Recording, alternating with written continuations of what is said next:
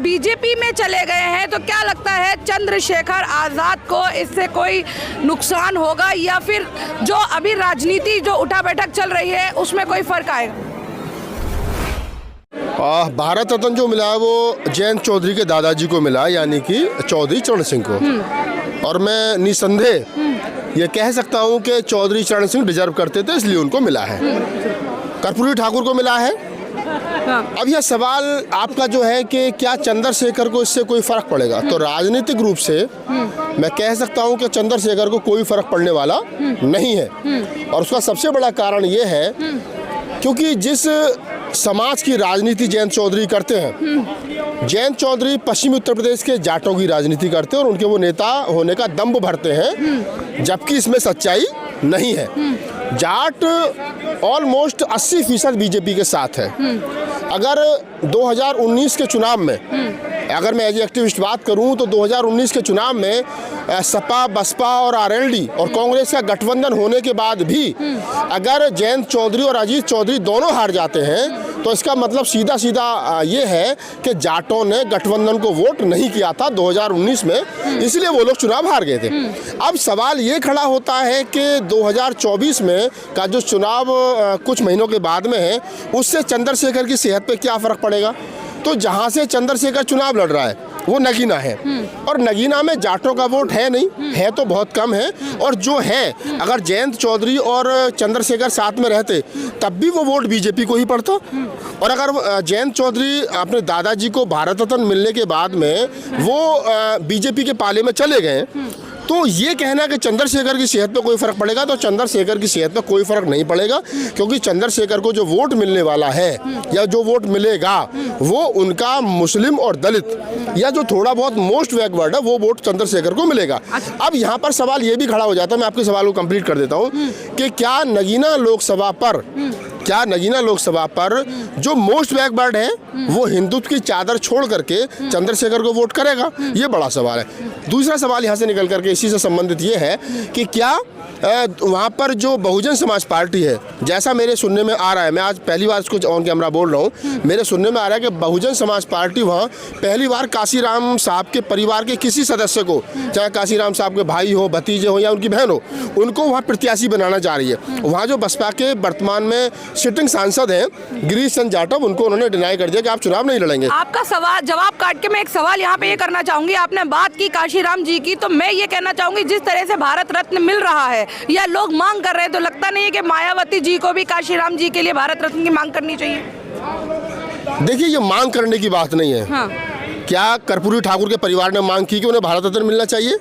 क्या जयंत चौधरी ने या अन्य किसी जाट ने मांग की कि चौधरी चरण सिंह को? सवाल ही वो कर देती हूँ, मांग करनी चाहिए या फिर उन्हें मिलना चाहिए कि नहीं मिलना चाहिए? कांशीराम साहब आजाद भारत की राजनीति में भारतीय राजनीति के साइंटिस्ट हैं और उनको भारत रत्न अब नहीं, अब से 10 साल पहले मिल जाना चाहिए था, ये सच्चाई है। लेकिन इस देश की मनुवादी सरकार है, इस देश की मनुवाद से मानसिकता से ग्रस्त सरकार है, कांशीराम साहब को नजदीकी में अभी भारत रत्न नहीं देंगे, क्योंकि उनको पता है, क्योंकि देखिए उनको पता है कि जाटों का वोट, भारत रत्न वर्तमान समय में भारत रत्न नहीं है, वर्तमान समय में भारत रत्न जो वो राजनीतिक कठपुतली बन गया है।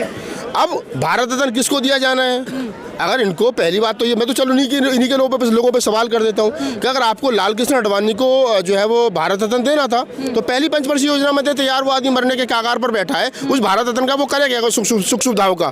इसका मतलब उनको लगा कि यार ये हमारे परिवार का बुजुर्ग नाराज हो जाएगा, 90+ हो रहा तो उसको भारत रत्न दे करके मना ले।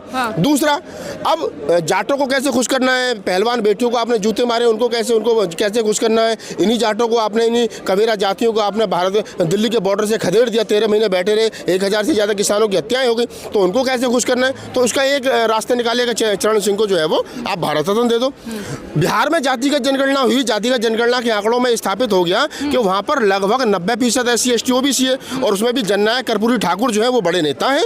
तो उन्होंने सोचा कि यार कर्पूरी ठाकुर को जो है वो कहीं ना कहीं दे दिया जाए, नीतीश कुमार को अपने पाले में शामिल, कर्पूरी ठाकुर को भारत रत्न दिया, नीतीश कुमार को अपने पाले में शामिल कर लिया, और उधर क्या नाम है, चौधरी चरण सिंह को भारत रत्न दिया, जयंत को अपने पाले में शामिल कर लिया। तो कुल मिलाकर के मैं ये कह सकता हूँ एज एक्टिविस्ट, एज ए पत्रकार, कि जितना मैं लिखता पढ़ता हूँ और जो मुझे लग रहा है वो ये है कि 2024 में सरकार बीजेपी को बनानी है, और वो कह रही है कि सरकार हमने बनानी है, सरकार हम बनाएंगे, आपको भारत रत्न चाहिए भारत रत्न ले लो, पद्मश्री चाहिए पद्मश्री ले लो, मंत्रालय चाहिए मंत्रालय ले लो, MP MLA की सीट चाहिए वो ले लो, जो चाहिए वो ले लो, लेकिन सरकार हम बनाएंगे। और इस देश की बहुजन राजनेताओं को ये समझना चाहिए, मैं पूरी जिम्मेदारी से कहता हूं, बहुजन राजनेताओं को समझना चाहिए कि कम से कम वो बीजेपी से इतना जरूर सीख लें कि सरकार में कैसे बने रहना चाहता है। अच्छा, इसी पे मेरा एक सवाल ये है कि अगर भारत रत्न जो है काशीराम जी को मिल जाता है तो क्या लगता है बहन जी भी बीजेपी में शामिल हो जाएंगी?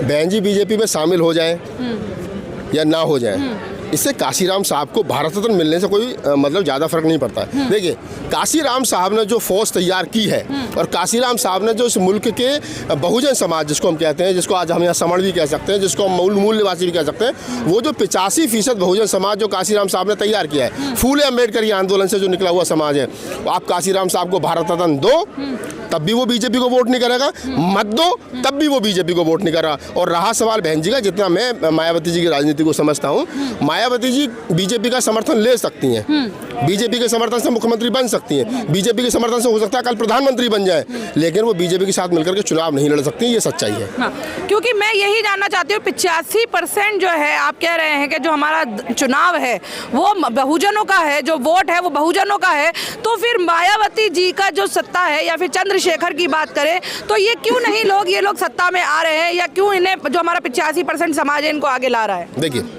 आप इसको समझ लो, 85% के नाम पर जिसको हम कह रहे हैं कि ये 85% है, मान्यवर साहब कांशीराम का पूरा जीवन बहुजन समाज बनाने में लगा, 40 साल लगे उनके, लेकिन उसके बावजूद भी मुश्किल वो 10% मोस्ट बैकवर्ड को जो है वो जोड़ पाए। और मोस्ट बैकवर्ड भी कौन सा था? कुशवाहा, साक्य, पटेल, निषाद और राजभर, ये क्यों जुड़े? क्योंकि ये भी कहीं ना कहीं दलितों जैसे ही कुटे पिटे थे तो ओबीसी में, लेकिन ये जुड़े इसलिए कि तो कुटे पिटे थे, और दूसरा इसलिए जुड़े कि कहीं ना कहीं ये लोग जो बुद्ध की परंपरा से अपने आप में इत्तेफाक रखते थे, जैसे साक्य है, कोहली है, मौर्य है, तो वो बुद्ध को अपना इष्ट मानता है। और जब डॉक्टर अम्बेडकर ने बुद्ध की बात की, काशीराम ने बुद्ध की बात की, और उन्होंने तमाम उस एकाकी उस वैचारिकी के लोगों को इकट्ठा किया एक बैनर तले, तो वो जो समाज था, जो हाशिए पर पड़ा हुआ समाज था, जो मोस्ट बैकवर्ड था, वो कहीं ना कहीं काशीराम साहब की वैचारिकी के साथ जुड़ा।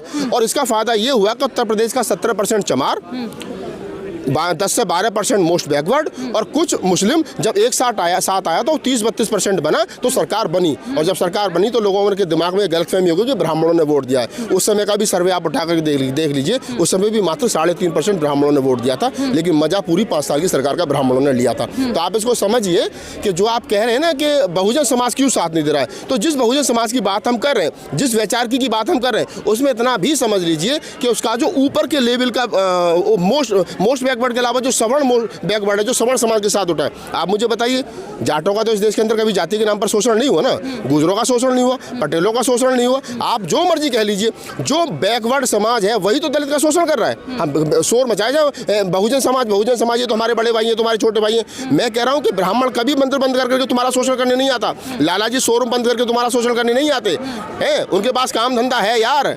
तुम्हारा शोषण उनके सारे पर कौन लोग कर रहे हैं? यही लोग कर रहे हैं ना।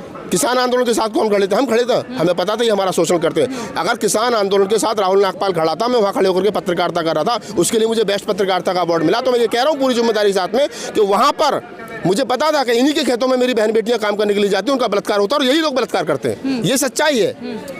लेकिन हम फिर भी खड़े थे जो सब कुछ बुला करके। लेकिन ये ध्यान रखना, मैं कह रहा हूँ पूरी जिम्मेदारी के साथ में, कि एक उर्दू का शेर है कि तुमसे पहले भी एक शख्सियत तख्ता नसी था, हाँ। उसको भी अपना खुदा होने पर इतना ही यकीन था। हाँ। ये जितने लोग राजनीति में हैं, जितने लोग इनके बाद आएंगे, जितने लोग इनसे पहले थे, एक समय नारा रखता था इंडिया जिंद्रा, इंदिरा इंडिया, आज विपक्ष में बैठने लायक नहीं बचे।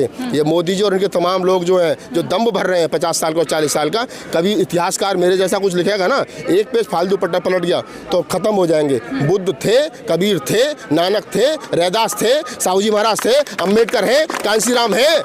काशीराम साहब मरने के बाद साहब हैं। बाबा साहब इस दुनिया में उनकी 125वीं जयंती 120 देशों में मनाई गई थी, और बाबू जगजीवन राम के मरने के बाद में उनकी जयंती उनकी बेटी मीरा कुमार 30 साल में मनाना भूल गई थी। तो ये होता है, अपने लिए जीना और समाज के लिए जीने में फर्क होता है। अच्छा, आखिरी सवाल मेरा ये रहेगा कि चुनाव सर पर है और यहाँ पे बात हम कर रहे हैं काशीराम जी की। अभी आपने सुना होगा सपा के भी 50 से ऊपर ज़्यादा जो नेता थे, उन्होंने भी वो भी बीजेपी में चले गए। तो क्या लगता है, मेरा सवाल थोड़ा अलग है कि बहुजन समाज क्या सोच रहा है कि किसकी सत्ता आनी चाहिए, बहुजन समाज किसका साथ देगा? पहली बात ये तय कर लिया जाना चाहिए कि बहुजन समाज है क्या। हाँ बहुजन कौन है बहुजन समाज? जी। अगर आप जाति के आधार पर सोचोगे SC ST OBC और माइनॉरिटी के लोग बहुजन समाज है, तो जैसा मैंने भी कहा आपके सवाल के जवाब में, क्या तो फिर तो बहुजन समाज ही बहुजन समाज का शोषण कर रहा है। बैकवर्ड के जाट गुजर यादव धनाज जोला यही शेड्यूल कास्ट का शोषण कर रहे हैं। सबसे ज्यादा आंकड़े उठा करके देख लीजिए तो यही कर रहे हैं। लेकिन मैं कह रहा हूँ कि बहुजन, अब ये बहुजन समाज जो शब्द है ना, इसको थोड़ी देर के लिए छोड़ दीजिए। आप कहिए कि इस देश के फूले अम्बेडकरी आंदोलन से जुड़े हुए लोग या फूले अम्बेडकर की वैचारिकी के लोग सत्ता में कब स्थापित होंगे, वो कौन है? इस देश का 1% जाट हो सकता है, आधा % गुजर हो सकता है, मुसलमान हो सकता है। जैसे हम जिस जगह पे हम खड़े हैं, या समण संघ की बात की जा रही है, तो मैंने पूछा सुधीर राज जी का इंटरव्यू किया, मैंने समण कौन है, तो उन्होंने जिस प्रकार से एक्सप्लेन किया वो बात भी अपने आप में, उसको भी हमें ध्यान रखना चाहिए। तो आपके सवाल का जवाब यह है कि अगर जो आप कह रहे हो कि मैं वही कह रहा हूँ कि बहुजन समाज कौन है, बहुजन समाज को छोड़िए, बहुसंख्यक। बहुजन समाज का मतलब है बहुसंख्यक। अगर आप बहुजन समाज की बात करोगे तो जिसके पास में संख्या ज्यादा वो बहुसंख्यक है, तो फिर तो मोदी जी के पास में बहुजन समाज है, उनके वो सत्ता में है, उनके पास में ज्यादा सीट है, तो फिर तो वो बहुजन समाज हो गए। ये समाज बहुजन समाज का या अल्प समाज का नहीं है। अगर बहुजन समाज का मतलब है तो जो लोग सत्ता में हैं वो बहुजन समाज के लोग हैं, क्योंकि उनके पास संख्या ज्यादा है।